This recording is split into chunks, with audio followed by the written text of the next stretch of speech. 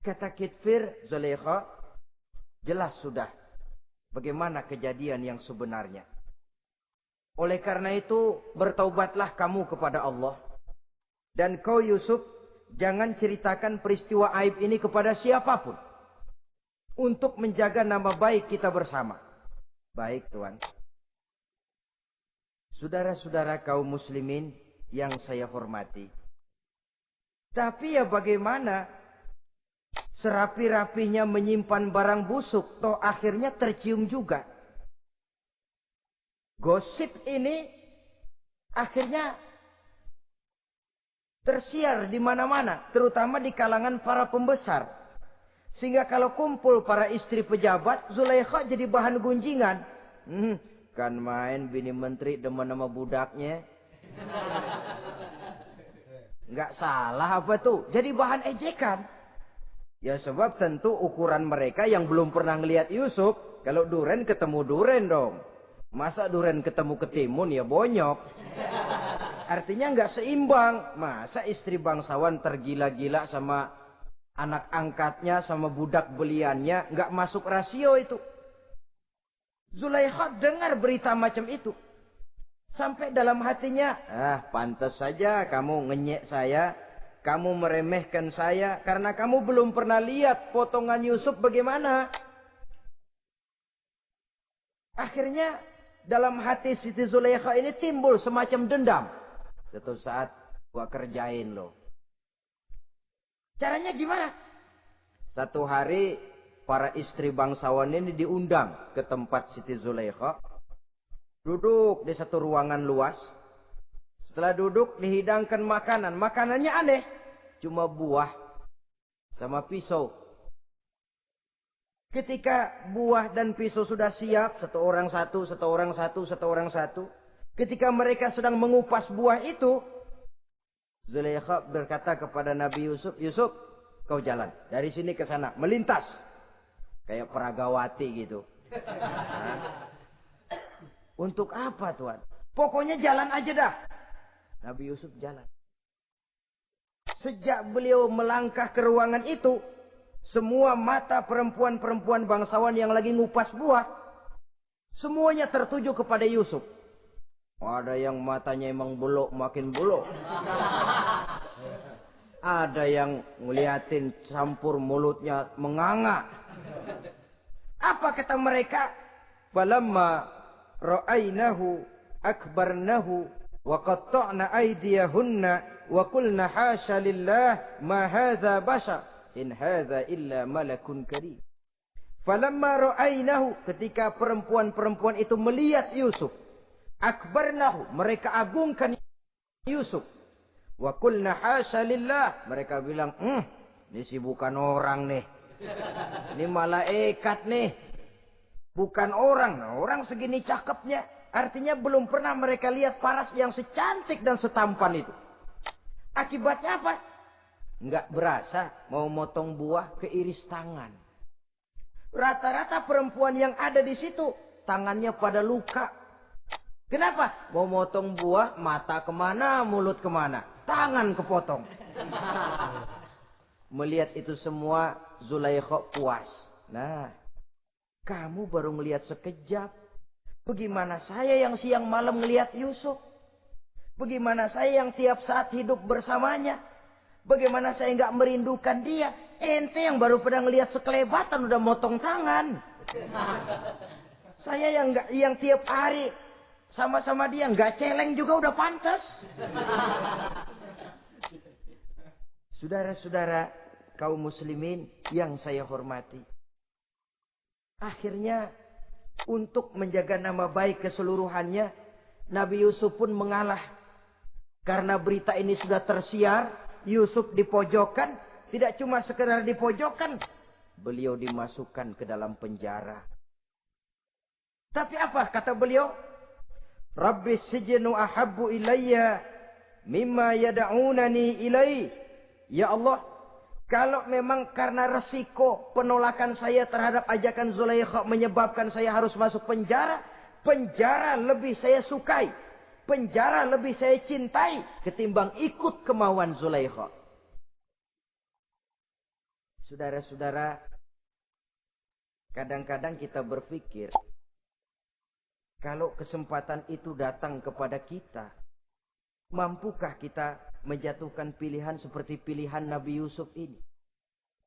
Lebih baik penjara ketimbang mengikuti bujuk rayu perempuan untuk melakukan perbuatan yang menyeleweng ini. Ini yang dipilih oleh Nabi Yusuf. Tegar. Kalau memang sebagai resikonya saya harus masuk penjara, penjara lebih saya cintai, penjara lebih saya suka daripada mengikuti bujukan Zulaikha. Teguh karena suatu prinsip. Bukankah dalam perjuangan menegakkan akidah, kadang kita mendapat piala, tapi tak jarang kita berhadapan dengan penjara. Kadang kita disanjung, kadang kita dicaci. Itu romantika perjalanan dari yang namanya perjuangan. Tapi pilihan harus ada. Ketimbang ikut bujuk rayu perempuan yang mengajak melakukan perbuatan serong, penjara lebih saya cintai. Sudah pada saat hendak diajak tidak ada yang melihat, beliau menolak. Akibat penolakannya pun masuk penjara, tapi penjara lebih menyenangkan hatinya. Ketimbang hidup merdeka, tapi jiwa terpenjara. Inilah Nabi Yusuf barangkali. Biar badan masuk penjara, asal jiwa merdeka. Kita sekarang sebaliknya. Jiwa terpenjara tidak jadi soal, asal badan merdeka. Maka jiwa kita sering dijajah. Entah dijajah harta, entah dijajah pangkat dan jabatan, entah dijajah iblis. Jiwa kita yang terpenjara. Sementara badan kita merdeka. Nabi Yusuf tidak. Biarlah badan di penjara. Asal jiwa merdeka untuk menegakkan sesuatu yang hak.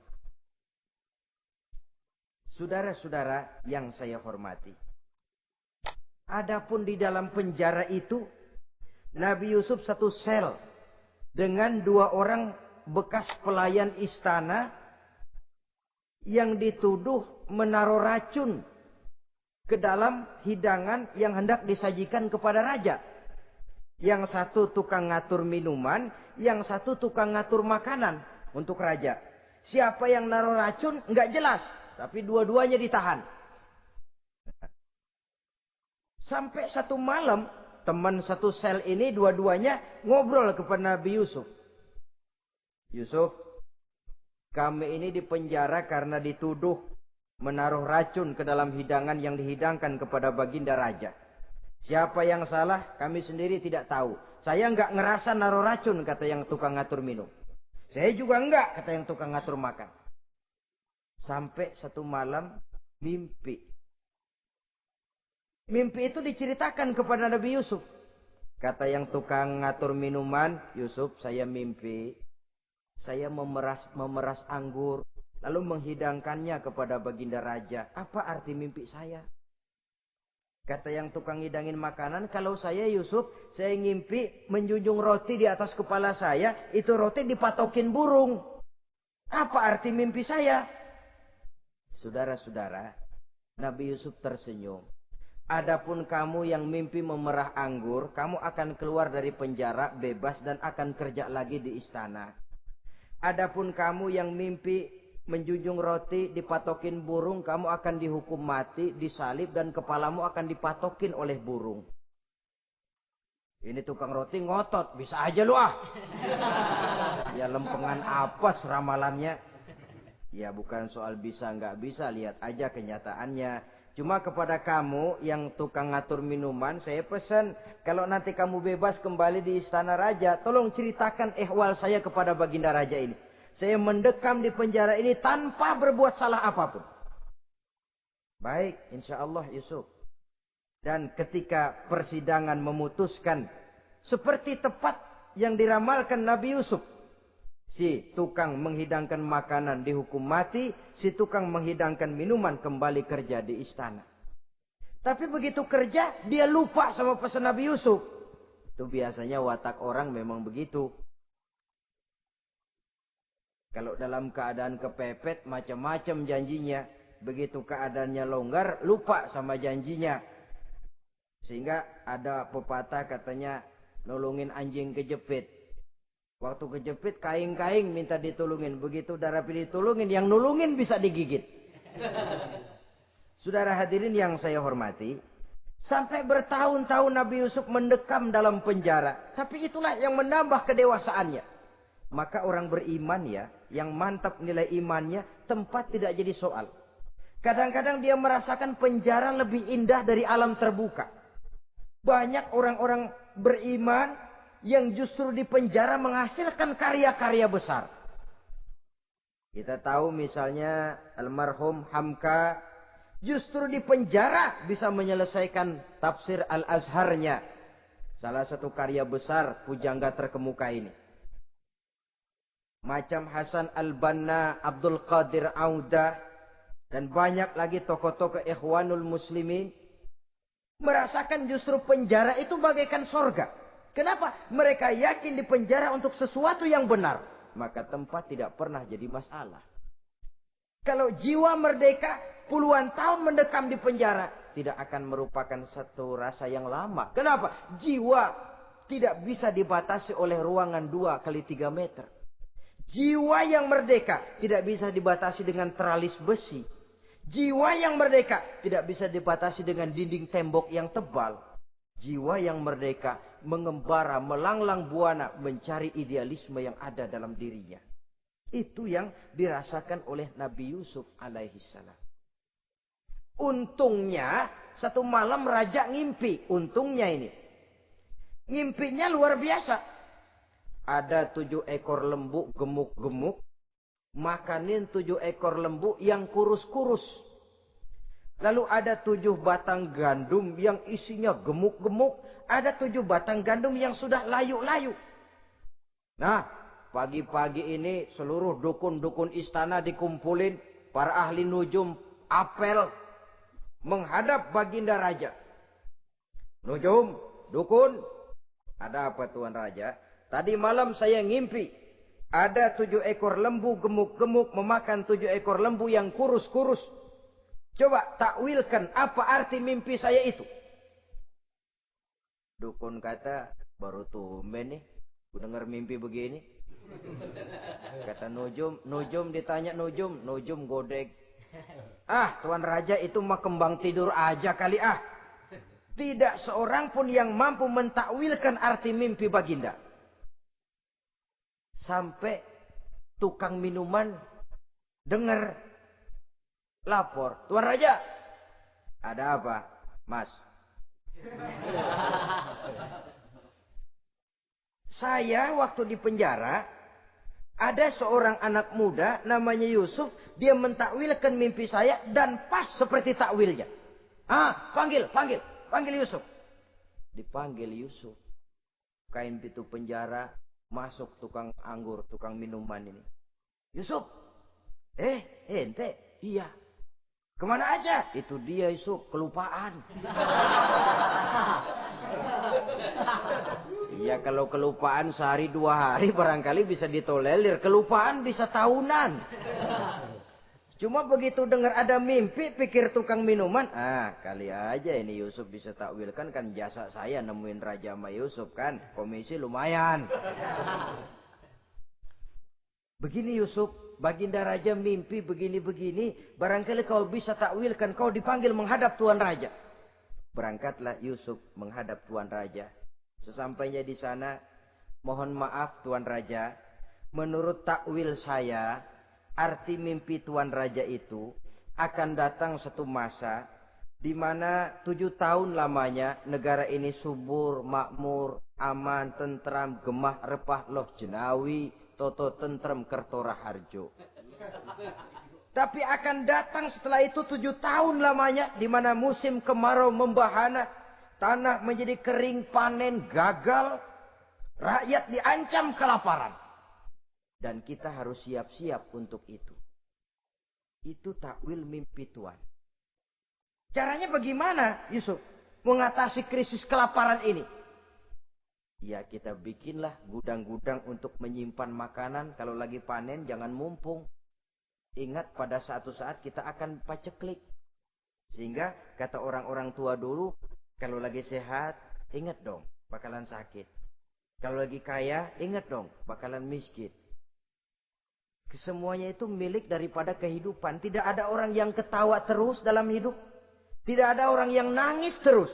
Semuanya silih berganti, datang pergi, patah tumbuh, hilang berganti. Dunia hari ini bikin kita ketawa, besok dia buat kita menangis. Hari ini dibuatnya kita senyum, besok dibuatnya kita berurai air mata. Hari ini dijadikannya kita kaya, besok dijadikannya kita kere. Pantas kalau orang bilang, wamal hayatud dunya, Allah mengatakan wamal hayatud dunya illa lahwun wa la'ib. Hidup dunia ini cuma sandiwara. Tiap kita sekarang sedang memegang peranan. Ketika memegang peranan, ya jadi orang kaya peranan, jadi kiai peranan, jadi jenderal peranan. Sama saja dengan wayang golek. Gatot Kaca yang bertulang kawat berotot baja, punya ajian beraja musti, gagah perkasa, bisa terbang di angkasa. Hebat perkasa Gatot Kaca. Kapan? Waktu dipegang dalang. Betul apa benar? Gagahnya Gatot Kaca, sakti mandragunanya sang Gatot Kaca. Kapan itu? Waktu dipegang dalang. Begitu peranannya selesai, sama dalang dimasukin ke kotak, diem aja Gatot Kaca. Terbang kek? Enggak, diem aja. Begitulah kehidupan ini. Gagah kita menyandang bintang 4 di pundak. Gagah kita membawa harta yang banyak. Gagah kita membawa jabatan ini dan itu. Waktu oleh sang sutradara dimasukkan ke dalam lubang yang luasnya tidak lebih 1 kali 2 meter. Enggak bekutik. Enggak ada yang lawan. Jenderal yang berbintang 4 dilonjorin, dia yang lihat anteng aja. Habis peranan sudah sampai di situ. So itu wajar. Kata Nabi Yusuf, kalau lagi panen, ingat pada suatu saat kita akan paceklik. Jangan giliran panen besar. Di daerah-daerah kita lihat, sudah panen pesta pora. Bukan bersyukur kepada Allah. Tapi kegembiraan itu diwujudkan dalam bentuk lain. Tontonan yang membuat lupa diri, bermabuk-mabukan. Sehingga kadang-kadang kalau di daerah itu katanya kalau musim panen, musim kawin. Musim paceklik, musim cerai. Saudara-saudara kaum muslimin yang saya hormati. Karena itu, dalam satu hadis Nabi ingatkan, ta'arraf ilallah firraha ya'rifka fisyiddah. Ingatlah kepada Allah di waktu kamu senang, supaya Allah ingat kepadamu waktu kamu susah. Kalau waktu senang kita lupa kepada Allah, ya wajar. Kalau waktu susah Allah juga lupain kita. Dalam terjemahannya dengan kehidupan beragama, wa man a'rada an zikri fa inna lahu ma'isyatan dhanka wa nahsyuruhu yaumal qiyamati a'ma. Siapa yang berpaling daripada peringatanku, kata Allah, aku akan berikan dia penghidupan dan kehidupan yang sempit. Sempit itu apa lalu tidak punya duit? Punya duit. Apa tidak punya harta? Banyak harta. Tapi banyaknya harta, tumpukan duit tidak membuat hatinya makin luas. Tidak membuat hidupnya makin lapang. Sempit, sempit, dan sempit. Itu azab. Yang paling celaka, wa nahsyuruhu yaumal qiyamati a'ma. Di akhirat kami kumpulkan dia bersama orang-orang buta. Allahu Akbar. Di padang mahsyar, dikala orang sibuk, pusing dengan urusan masing-masing. Buta lagi. Yang enggak buta aja pusing. Mereka teriak-teriak, qala rabbi lima hasyartani a'ma wa qad kuntu basira. Ya Allah, kenapa kami buta padahal waktu di dunia kami melihat? Allah jawabnya enak aja. Kazalika atatska ayatuna fanasitaha wa kazalika al-yauma tunsa. Rasain dulu. Dulu waktu di dunia datang peringatanku pada belaga pilon. Kamu lupakan. Sekarang juga pantas kamu dilupakan. Waktu susah kamu lupa. Waktu senang kamu lupa Allah. Waktu susah juga pantas kamu dilupakan Allah. Waktu di dunia kau berpaling dari peringatan Allah. Kalau sekarang Allah berpaling kepadamu juga adil. Walaupun kalau Allah mau tidak berpaling juga adil. Sebab Allah itu mutlak. Tidak ada yang membatasi apa yang dimaui oleh Allah. Saudara-saudara kaum muslimin, itu pesan Nabi Yusuf. Bikin gudang yang besar, simpan bahan makanan untuk persediaan musim kemarau. Kalau begitu sekalian aja deh Yusuf. Sekalian bagaimana Tuan Raja? Kau saya angkat jadi menteri urusan makanan dan urusan kemakmuran. Tuan Raja, apa enggak terburu-buru? Kau bisa mentakwilkan mimpi saya, bahkan kau bisa mencari jalan keluar. Ini sudah sesuatu yang menguntungkan Yusuf. Mencari jalan keluar ini pemikiran yang menteri saya belum bisa berpikir kayak kamu. Sudah, kau pegang jabatan ini. Nabi Yusuf tidak minta diberi